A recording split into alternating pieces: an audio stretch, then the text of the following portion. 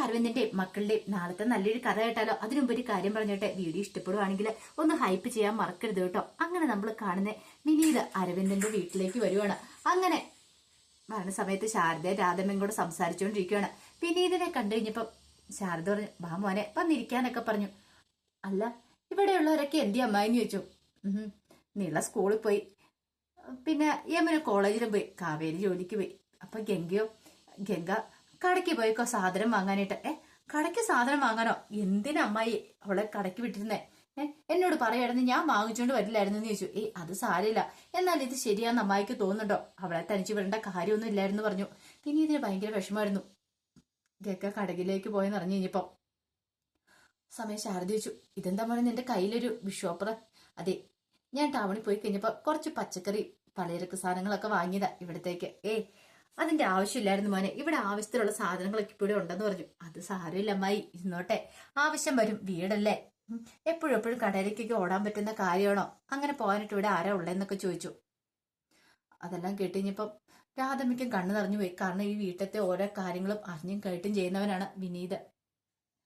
അങ്ങനെ കുറച്ചു സമയം സംസാരിച്ചിരുന്നതിന് ശേഷമാണ് വിനീത് പോകുന്നത്. ഈ സമയത്ത് രാധമ്മ പറഞ്ഞു, കണ്ടില്ലേ അവൻ എത്ര സ്നേഹം ഈ കുടുംബത്തോട്. അരവിന്ദം പോയാലും സ്വന്തം കുടുംബത്തെ പോലെ തന്നെയാ അവൻ ഇപ്പോഴും സ്നേഹിക്കുന്നത്. അത് കേട്ടപ്പോ ശാരദ പറഞ്ഞു, അത് ശരിയാ, അവൻ നല്ലവൻ തന്നെയാന്ന് പറഞ്ഞു. അതെ ശാരദ, ഞാനൊരു കാര്യം പറഞ്ഞിട്ടുണ്ടെങ്കിൽ നിനക്ക് എന്നോട് ദേഷ്യം തോന്നിട്ടൊന്നും ഒരു കാര്യമില്ലെന്ന് രാധമ്മ പറഞ്ഞു. എന്താമേ? അല്ല, വീട്ടിൽ സ്വർണം വെച്ചിട്ട് നാട്ടിൽ തേടി നടക്കേണ്ട കാര്യമുണ്ടോന്ന് ചോദിച്ചു. എന്താ അമ്മ പറയണെന്ന് ചോദിച്ചു. അല്ല, ഞാനെന്ത് ചോദിച്ചോട്ടെ, വിനീതിന്റെ സ്വഭാവം അറിയാലോ, നല്ല സ്വഭാവമാണ് അവന്. അപ്പൊ പിന്നെ അവന്റെ ഗംഗയുടെയും കൂടെ കല്യാണം നടത്തിയ പോരെ? ആ ജയബാലൻ പറഞ്ഞ ആലോചന അതുമായിട്ട് മുന്നോട്ട് പോകേണ്ട കാര്യമുണ്ടോന്ന് ചോദിച്ചു. അല്ല, അത് പിന്നെ അമ്മേ, ജയബാലൻ അങ്ങനെ ഒരു ആലോചനയെ കുറിച്ച് പറഞ്ഞു, നോക്കാന്ന് ഞാൻ പറഞ്ഞു, കല്യാണം ഉറപ്പിച്ചിട്ടൊന്നും ഇല്ലല്ലോ. അല്ല, അത് ശരിയാവുന്ന എനിക്ക് തോന്നില്ല. കാരണം വിനീതിന് ഗംഗ അത്ര ഇഷ്ടമാണ്, അവനെ കുറിച്ച് നമുക്കും അറിയാവുന്നല്ലേ. ആ സമയത്ത് ശാരദ പറഞ്ഞു, അമ്മ അതൊക്കെ വല്ലതും നടക്കുന്ന കാര്യമാണോ? അരവിന്ദേട്ടൻ ഉണ്ടായിരുന്ന സമയത്ത് ഇതിനെക്കുറിച്ച് സംസാരിച്ചല്ലേ, അപ്പൊ ഗംഗയ്ക്ക് താല്പര്യം ഇല്ലായിരുന്നു. അപ്പൊ ഇനിയിപ്പൊ പറഞ്ഞിട്ടുണ്ടെങ്കിൽ അവൾക്ക് ഇഷ്ടപ്പെടുമോന്ന് ചോദിച്ചു. അത് കേട്ടപ്പോ രാധം പറഞ്ഞു, അത് മുമ്പത്തെ കാര്യമല്ലേ, ഇപ്പൊ പക്ഷെ അങ്ങനെയൊന്നും ആയിരിക്കില്ല. ഞാൻ നോക്കിയിട്ട് അവര് രണ്ടുപേരും കൂടെ ഒന്നിക്കുന്ന നല്ലത്. വെറുതെ എന്തിനാ ആ ഗംഗയുടെ ജീവിതം മറ്റുള്ളവർക്ക് വേണ്ടി കൊണ്ട കൊടുക്കുന്നേ? അതിന്റെ ആവശ്യമുണ്ടോ? വിനീതാണെങ്കിൽ പൊന്നു പോലെ നോക്കിക്കോളും, അതാ നല്ലതെന്ന് എനിക്ക് തോന്നുന്നുണ്ടെന്നൊക്കെ രാധം പറഞ്ഞു. അപ്പോഴേക്കും ശാരദ പറഞ്ഞു, അത് ശരിയാവുന്ന തോന്നില്ല അമ്മേന്ന് പറഞ്ഞു. എന്താ അത് ശരിയാവാത്തെ? ഗംഗയ്ക്ക് അത് ചിലപ്പോ ഇഷ്ടപ്പെടത്തില്ല. എന്തായാലും ജയബാലേട്ടൻ കൊണ്ടുവന്ന ആലോചനയല്ലേ, കൊണ്ടുവരട്ടെ, നമുക്ക് നോക്കാം. അവസാനം രാധമ്മയ്ക്ക് ദേഷ്യം വന്നു. രാധമ്മ എഴുന്നേറ്റ് പോയി. പിന്നീട് രാധമ്മ സുജാതയെ കാണാനായിട്ട് ചെല്ലുവാണ്. അങ്ങനെ ചെന്ന് സുജാതയോട് സംസാരിക്കുന്ന സമയത്ത് സുജാത പറഞ്ഞു, എന്ത് പറ്റിയമ്മ ഇങ്ങോട്ടേക്കൊക്കെ വന്നത്? അല്ല, നിന്നെ ഒന്ന് കണ്ടിട്ട് പോവാന്ന് കരുതി വന്നാ. എന്നെ ഇപ്പൊ എന്ത് കാണാനാ? അമ്മയോട് ഞാൻ ഇവിടെ നിൽക്കാൻ പറഞ്ഞല്ലേ. അപ്പൊ അമ്മയ്ക്ക് ഇവിടെ നിൽക്കാൻ പറ്റില്ല. ആ ശാരദയുടെ വീട്ടിൽ ചെന്ന് അവിടെ നിന്നാൽ അമ്മയ്ക്ക് സമാധാനം ആവത്തുള്ളൂ. എടി, അതിന് ശാരദയും മക്കളും തനിച്ചല്ലേ ഉള്ളൂ, പിന്നെ അവിടെ ആരെങ്കിലും വേണ്ടേ? വേണം. അല്ലെങ്കിലും അമ്മ ഇവിടെ നിൽക്കില്ലല്ലോ, അമ്മയ്ക്ക് അരവിന്ദന്റെ വീട്ടിൽ നിന്നല്ലേ സമാധാനം ആവത്തുള്ളൂ എന്നൊക്കെ പറഞ്ഞ് സുജാത കുറ്റപ്പെടുത്തുവാണ്. ഈ സമയത്ത് രാധ പറഞ്ഞു, നിന്നോട് വഴക്കുണ്ടാക്കാൻ വേണ്ടി ഞാൻ വന്നല്ലെന്ന് പറഞ്ഞു. പിന്നെ എന്തിനു വന്നായിരിക്കും പോലും? അല്ലെങ്കിലും ആ വീട്ടുകാരുമായിട്ട് ഞാൻ ഒരടുപ്പത്തിനും ഇല്ല. എന്റെ വിനീത് മോന് വേണ്ടിയിട്ട് ആ ഗംഗ ആലോചിച്ച് കഴിഞ്ഞപ്പോ എന്തൊക്കെ പ്രശ്നങ്ങളുണ്ടായത്. എന്റെ മോൻ ഇത്തിരി പഠിപ്പും പത്രാസും ഒക്കെ കുറവാ, ഗൾഫുകാരൻ വേണമെന്ന് പറഞ്ഞ് ഭയങ്കര ഒച്ചപ്പാടും വേളമായിരുന്നല്ലോ. എന്നിട്ട് വേറെ കല്യാണം കൊണ്ടുവന്നു, എന്നിട്ട് നടന്നോ? അവരുടെ അഹങ്കാരത്തിന് കിട്ടിയ കൂലിയ എന്നൊക്കെ പറഞ്ഞുകൊണ്ട് കുറ്റപ്പെടുത്തി സംസാരിക്കുകയാണ്. അത് കേട്ടപ്പോ രാധം പറഞ്ഞു, അതെ, ഞാൻ അതിനെക്കുറിച്ചും കൂടെ സംസാരിക്കാൻ ഇപ്പൊ വന്നേന്ന് പറഞ്ഞു. എന്ത് സംസാരിക്കാനായിട്ട്? അല്ല, ഗംഗയുടെ വിനീതിനോട് കല്യാണം നമുക്ക് നടത്തിയാലോ എന്ന് ചോദിച്ചു. കല്യാണം നടത്തണം അവരുടെ? അതെ. അത് കേട്ടപ്പോ സുജാത പറഞ്ഞു, അത് നടക്കുമെന്ന് എനിക്ക് തോന്നില്ലമ്മേ. അതെന്താ? ഇപ്പൊ അരവിന്ദേട്ടനും മരിച്ച് എല്ലാം കഴിഞ്ഞു കഴിഞ്ഞപ്പോ അവരുടെ കയ്യിൽ പണവും ഇല്ല, സ്വർണവും ഇല്ല. ഉള്ള സ്വർണം കൊണ്ടേ ബാങ്കി വെച്ചിരിക്കുമല്ലേ. ഒന്നുമില്ലാതെ വന്നു കഴിഞ്ഞപ്പോ പെണ്ണിനെ ഇറക്കി വിടാൻ നിവൃത്തിയില്ലാതെ വന്നു കഴിഞ്ഞപ്പോ ശാരദ പറഞ്ഞു കാണുമായിരിക്കും, അങ്ങനെയാണെങ്കിൽ വിനീതിന്റെ തലയിലേക്ക് കെട്ടിവെച്ചേക്കാൻ. അതല്ലേ സത്യം എന്ന് ചോദിച്ചു. അത് കേട്ടപ്പോ രാധം പറഞ്ഞതേ, അനാവശ്യം പറയരുത്, നീ എന്താ ഇങ്ങനെയൊക്കെ പറയണേ? ഇങ്ങനെയൊന്നും ചിന്തിക്കുക പോലും ചെയ്തു സുജാത എന്ന് പറഞ്ഞു.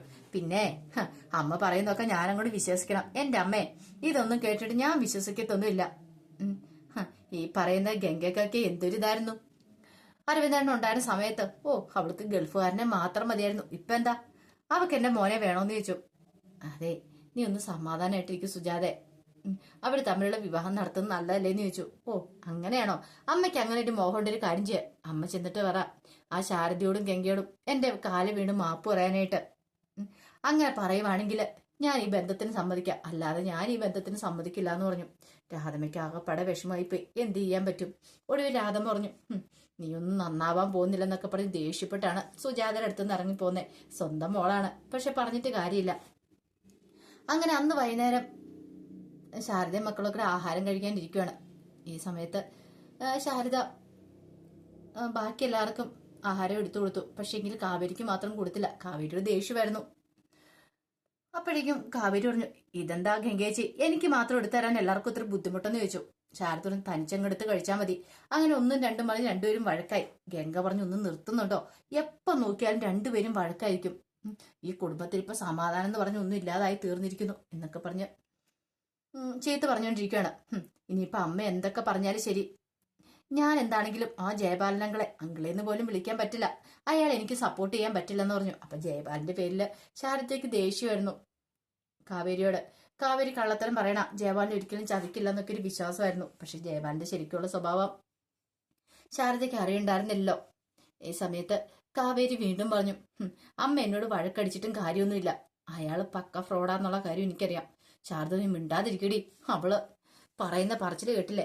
ഗംഗ പറഞ്ഞു, കാവേരി നീ ഇന്ന് മിണ്ടാതിരിക്കുക. അപ്പോഴേക്കും ശാരദ പറഞ്ഞു, ഇന്ന് വന്നിട്ടുണ്ടായിരുന്നു ജയപാലേട്ടൻ ഇവിടെ. ആ അപ്പത്തേനും അയാളൊന്ന് സംസാരിച്ചു കാണൂല്ലേ? എന്റെ കുറെ കുറ്റങ്ങളും കുറവുകളും പറഞ്ഞു കാണും. ഇതൊക്കെ ഞാൻ നേരത്തെ കരുതിയിരുന്ന കാര്യമാ.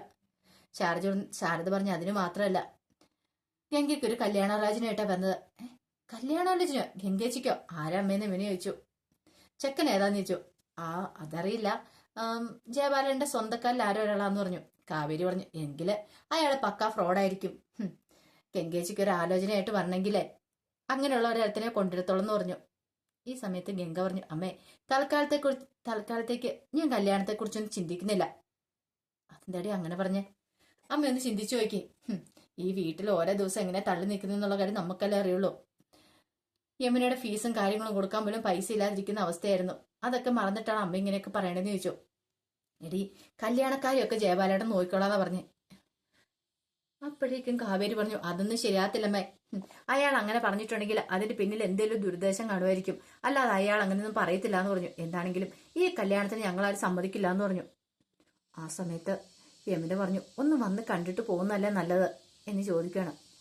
രാധമ്മ ശാരദയോട് പറഞ്ഞു, ശാരദ അപ്പൊ ഞാൻ പറഞ്ഞ കാര്യം നിന്റെ തലയിലേക്ക് കയറിയില്ലല്ലേ എന്ന് ചോദിച്ചു. എന്ത്? അല്ല, വിനീതിനെയും ഗംഗയുടെയും കല്യാണം നടത്തുന്നതിനെ കുറിച്ച്. അത് കേട്ടപ്പം യമുന പറഞ്ഞു, അച്ഛമ്മേ അങ്ങനെ കല്യാണം നടത്തിയിട്ടുണ്ടെങ്കിൽ ആ സുജാത ആന്റി സ്വസ്ഥ സമാധാനം കൊടുക്കുവോ? ഗംഗേച്ചിക്ക് ഒരു കാരണവശാലും ഇല്ല. അവരുടെ സ്വഭാവം ആർക്കും പിടിക്കാത്ത സ്വഭാവ. വെറുതെ ആ വീട്ടിലിട്ട് കഷ്ടപ്പെടുത്തുള്ളൂ. നമുക്കറിയാതെ നമ്മൾ കുറച്ചു ദിവസം അവിടെ പോയി നിന്നപ്പോ കണ്ടല്ലേ. വെറുതെ എന്തിനാ ഗംഗേച്ചി അങ്ങോട്ടേക്ക് പറഞ്ഞു വിടുന്നേ? അതിന്റെ ആവശ്യമുണ്ടോന്ന് ചോദിച്ചു. ഞാൻ നോക്കിയിട്ട് ജയപാലൻ അങ്കിൾ പറഞ്ഞ ആ ആലോചന നല്ലതാന്ന് തോന്നേ, അവര് വന്ന് കണ്ടിട്ട് പോട്ടെ എന്ന് പറഞ്ഞു. ആ സമയത്ത് കാവേരിക്ക് ദേഷ്യമായി. കാവേരി പറഞ്ഞു, അതിന്റെ ഒന്നും ആവശ്യമില്ലാന്ന് പറഞ്ഞു. അപ്പോഴേക്കും ശാരദ പറഞ്ഞു, ഇവിടെ കാര്യങ്ങളൊക്കെ തീരുമാനിക്കുന്നത് ഞാൻ തീരുമാനിക്കും എന്ത് വേണമെന്ന്. ആരൊക്കെ സംഭവിച്ചാലും ശരി, സംഭവിച്ചില്ലേലും ശരി, ഈ വിവാഹം നടത്താനായിട്ട് ഞാൻ തീരുമാനിച്ചു. നല്ല ബന്ധമാണെങ്കിൽ അതങ്ങ് നടത്തുക തന്നെ ചെയ്യുമെന്ന് പറഞ്ഞു. കാവേരിക്ക് ദേഷ്യം വന്നിട്ട് കാവേരി അങ്ങോട്ട് ഇറങ്ങി പോവാണ്. കാരണം ശാരദയുടെ വാക്കുകൾ കാവേരിക്ക് ദേഷ്യം പിടിപ്പിച്ചു. ഇത്രയൊക്കെ പ്രശ്നങ്ങൾ ഉണ്ടായിട്ടും അമ്മ ഇപ്പോഴും ആ ജയപാലനെ വിശ്വസിക്കുവാണല്ലോ എന്നൊരു ചിന്തയായിരുന്നു കാവേരിയുടെ മനസ്സിൽ. പക്ഷെ ഇതൊന്നും പാവം വിനീത അറിയുന്നുണ്ടായിരുന്നില്ല. വിനീതിന്റെ അടുത്തേക്ക് നിവിൻ ചെന്ന് കഴിഞ്ഞപ്പോൾ നിവിനോട് വിനീത് ഓരോ കാര്യങ്ങൾ, തന്റെ മനസ്സിലുള്ള ഓരോ കാര്യങ്ങളൊക്കെ പറയണം. പണ്ടത്തെ പോലെ ഒന്നും അല്ല, ഗംഗ എൻ്റെ അടുത്ത് നല്ല അടുപ്പം കാണിക്കുന്നുണ്ടാ, എന്നെ ഇഷ്ടമാന്ന് തോന്നേ. അധികം വൈകാതെ അവളും ഞാനും തമ്മിലുള്ള വിവാഹം നടക്കാൻ ചാൻസ് ഉണ്ടെന്ന് പറഞ്ഞു. നിവിൻ പറഞ്ഞു, അതൊരു നല്ലൊരു കാര്യമല്ലേ വിനീതേട്ടാ? അതെ, അതൊരു നല്ല കാര്യമായിട്ട് എനിക്ക് തോന്നുന്നേ. അങ്ങനെ എന്തെങ്കിലും നടക്കുവാണെങ്കിൽ ഞാൻ എത്ര കാലം ആഗ്രഹിച്ചിരുന്നാന്നറിയാവോ? ചിലപ്പോൾ ഇപ്പോഴായിരിക്കും അതിന് സമയം വരുന്നത് എന്നൊക്കെ ഇങ്ങനെ വിനീത് തന്റെ മനസ്സിലുള്ള ആഗ്രഹങ്ങളൊക്കെ നിവിനോട് പറയാണ്. നിവിന് സന്തോഷമായിരുന്നു അതൊക്കെ കേട്ട് കഴിഞ്ഞപ്പോൾ. പക്ഷെ പിറ്റേ ദിവസമായി കഴിഞ്ഞപ്പോൾ പെണ്ണ് കാണാനായിട്ട് വരുവാണ് ഗംഗയെ. അതും ജയപാലന്റെ സ്വന്തക്കാര്. രാവിലെ തന്നെ ഗംഗയെ റെഡിയാക്കുവാണ്. യമുനയൊക്കെ ചേർന്നിട്ട് ഒരുക്കുവാണ്. പക്ഷെ എങ്കിൽ ഗംഗയുടെ മുഖത്തൊരു സന്തോഷം കാര്യങ്ങളും ഉണ്ടായിരുന്നില്ല. കാവേരിക്ക് നല്ല ദേഷ്യമായിരുന്നു. കാവേരിക്ക് സഹിക്കാൻ പറ്റുന്നതിലപ്പുറമായിരുന്നു. പെണ്ണ് കാണാനായിട്ട് വരുന്നു. ആ ജയപാലനങ്ങളുടെ ആൾക്കാരാണെങ്കിൽ അവരും പക്ക ഫ്രോഡുകളായിരിക്കും. ഒരു കാരണവശാലും നടക്കരുതെന്നൊരു ചിന്തയൊക്കെയായിരുന്നു കാവേരിയുടെ മനസ്സിൽ. ഗംഗയ്ക്കും അതെ അതുപോലെ തന്നെയായിരുന്നു. ഗംഗയ്ക്കും കല്യാണമൊന്നും വേണമെന്നുണ്ടായിരുന്നില്ല ഇപ്പം. അപ്പൊ അതിന്റെ വിശേഷങ്ങളൊക്കെയാണ് നമ്മൾ കാണാൻ പോകുന്നത്. ആ വിശേഷങ്ങൾക്കായി നമുക്ക് എല്ലാവർക്കും കാത്തിരിക്കാട്ടോ. ഒരിക്കൽ കൂടി എല്ലാവർക്കും ശുഭദിനം നേർന്നുകൊണ്ട് നിർത്തുന്നു. നന്ദി.